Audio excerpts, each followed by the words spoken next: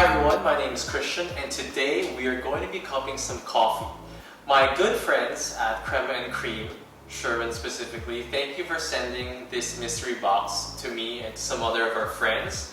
And thank you for also sending us these swaggy t-shirts. Look at these. Coffee beans and the Crema and Cream insignia at the back, the logo. So now we're on the next part of our cupping. So you might be wondering, what do I need for a cupping? Well, first you need some good coffee. Second, you need some cupping bowls. Right here I have the Barista Hustle cupping bowls, but you can use any at home. You make sure you need to get a weighing scale and also a grinder. Could be electric, could be manual, whatever you have, as long as you can grind your coffee. So what we're going to be doing is we're going to be having 10 grams in of coffee, and we're going to be having 180 ml of water or 180 grams. So I'm just going to weigh everything out and we'll proceed to the next portion. Hi guys, so we're back and we've actually weighed all the coffee, 10 grams each. Now I want to discuss about cupping in general. So what do we use cupping for?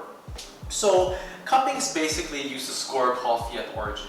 It's also used by roasters to understand the relationship of the roast and the output. So basically, what am I doing as a roaster that's affecting the coffee? And thirdly, it's also part of sensory.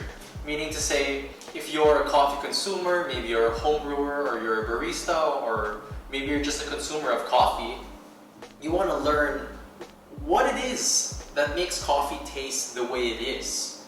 And that includes looking at a bag. When you look at a bag, it says maybe apples, stone fruit, some flowers, or maybe some cassis or whatever. Now you're thinking, how do I get those flavors, or are those flavors actually present? Well, part of it is, yes, it's possibly present because the roasters are the ones who are cupping it and tasting it. But second is, you also have to learn how to develop your palate. So after this section, what we're going to do is, as a consumer of coffee, not a roaster, what I can do is I have some visual cues. So I can actually see whether a coffee is naturally processed or washed processed, and it actually gives me an idea as well of how am I going to taste these coffees, or what are my expectations, or should I even have expectations?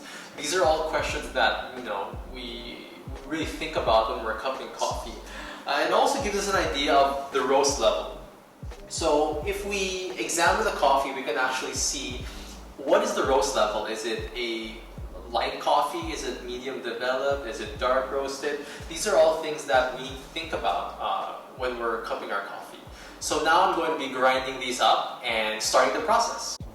So welcome back guys, we finished grinding our coffee. That took a little arm strength, but it's okay, I go to the gym. So what we have right here is our ground coffee, and we're almost ready to start pouring water. So what I would do first is I would take a phone, I would get a piece of paper, and I would start writing down some notes. I want you to smell the coffee. This portion is called the dry aroma. It'll give you an idea of what the coffee may be, but obviously you can tell that it won't be as strong as when you already poured in the water. So I still recommend that you smell the coffee, go through, write some notes of what you can actually smell. So the next portion, what we're going to be doing is we're going to be pouring the water.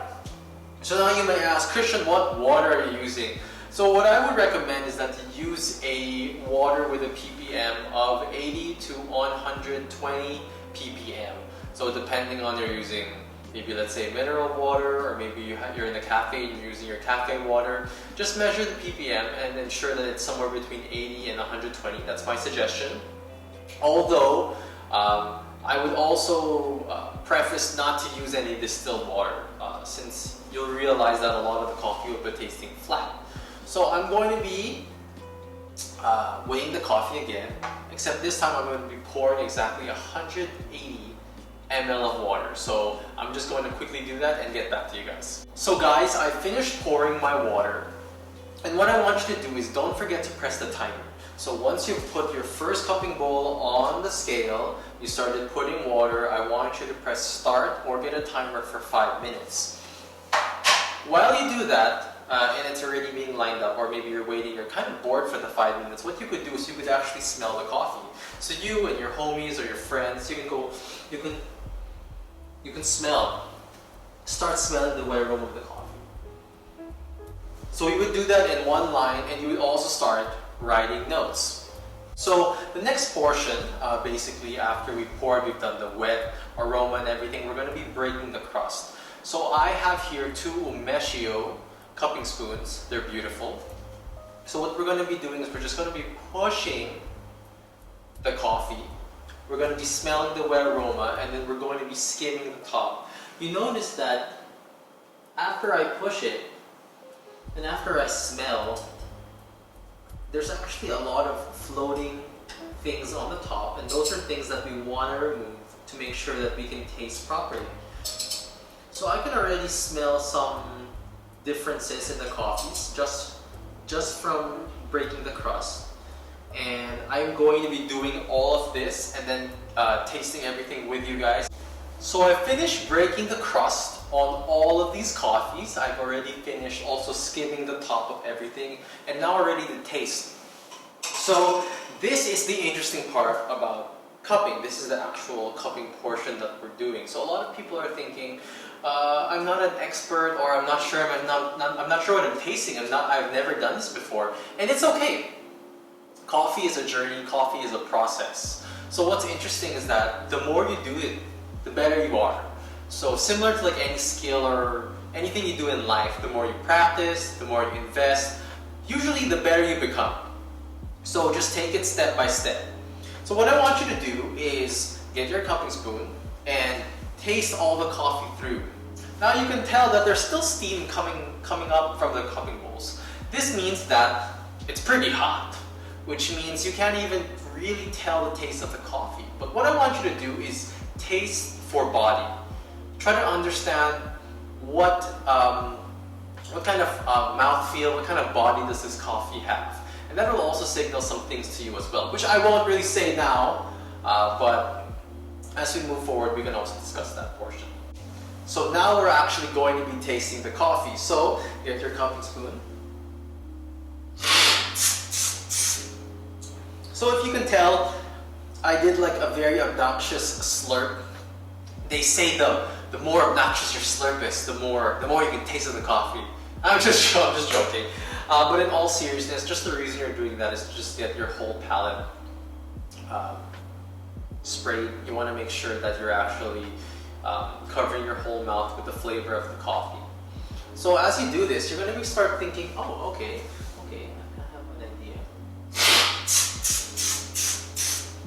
Yeah.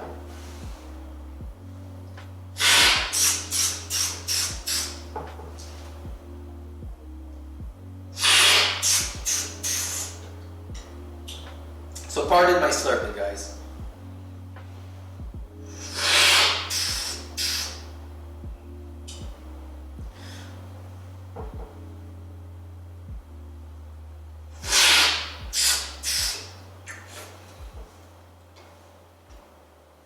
So a lot of people also, they say, should I drink all the coffee and get too caffeinated? What you could do is you could get another cup and you can spit it.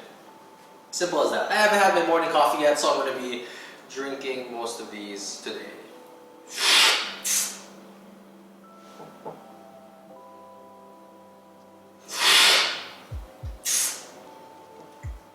Nice. So what I want you to do is just continually go around and just pick up flavors. You'll notice, like let's say that there's a graph right here. At the peak temperature or the heat of the coffee, you won't be able to taste as much, but then as it cools, the flavor actually peaks. So you want to be going again and again until you can actually start picking up those flavors. And again, get your phone, get a piece of paper, and write some notes. So we're back, guys, and I've actually tasted and I've slurped all of these coffees, and I've already, written down some flavor notes, some guesses, some possible origins. Another thing to keep in mind is that you might need to, cleanse your palate, so make sure you drink some water. We're not sponsored by Summit, but still drinking Summit. Anyways, so now, what I'd like to do is give you guys a piece of advice or some encouragement. Is for a lot of the beginners or a lot of people who are still learning about coffee or learning about this cupping in general, is don't be afraid to express what you're tasting. Everyone grew up differently, in a different part of the world with different fruits, vegetables, and things that you grew up with eating with. So if you taste, let's say, bubble gum, a specific type of bubble gum, that's okay. For you, at least you're able to really describe what you're tasting. For others, you might have to describe what type of bubble gum, or maybe a similar bubble gum. But the idea is for you yourself to understand your palate better. Putting things that make sense to you is okay. And don't be afraid to do that. And don't be afraid to be wrong as well. And again, there's nothing really wrong about tasting. You taste something for you could be maybe a lychee, and for another person could be a peach. But they're still under the same stone fruit. Although I would say those are a little bit two different things. But at the end of the day, what you taste is what you taste. So don't be discouraged when someone says you're wrong, or that's not it, or if it doesn't match with what the bag says on the front of the label. So this ends off our cupping. If you guys have any questions, you can leave a comment or message me on Instagram regarding the whole process. I'm also planning to do, or I'm thinking of doing maybe a blog post regarding my findings. I don't want to do any spoilers right now, but I'm thinking of making a blog post or some type of post to be able to discuss the coffees here. So what I encourage you to do is to support my boys, the fam at Crema and Cream.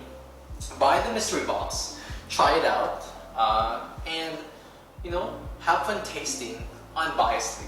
I think the most important thing that I was discussing with Sherman about was, a lot of times we see a bag, we see a color, we think of a flavor, then is it really us tasting the coffee, or is it our mind playing tricks on us? So I think it's really great, and that's something that not a lot of roasters in the Philippines here are doing. So again, I encourage you to maybe try it out, have a friend, maybe get a friend, split a bag, or maybe 3 friends split a bag, or split the whole box. So until next time, stay caffeinated.